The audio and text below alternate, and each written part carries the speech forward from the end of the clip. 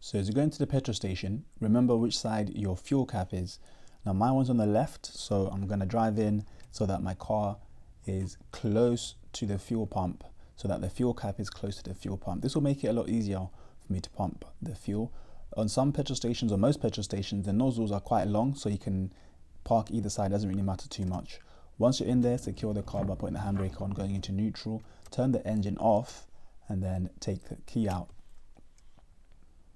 So you can check the information of what kind of fuel your car needs by opening the fuel cap. Most cars will have that in there. And then you can choose the correct one. You can have diesel or petrol, and there's different types of petrol. Some of them are a bit cheaper than others. And once you've chosen, lift the nozzle. So make sure this is reset to 0, otherwise you're going to be paying for the previous person's fuel. And then make sure you fully insert the nozzle into your car. Then squeeze on this handle here to start the fuel flowing. So this will tell you how much it's going to cost you. So if you look at the prices going higher, the more fuel you put in. And this tells you how many liters is going into your car. Once you've had enough, you can let go and it will stop. Or if you want a full tank, just keep your hand on it and it will stop automatically once the fuel tank is full. Release the trigger to stop any more fuel flowing.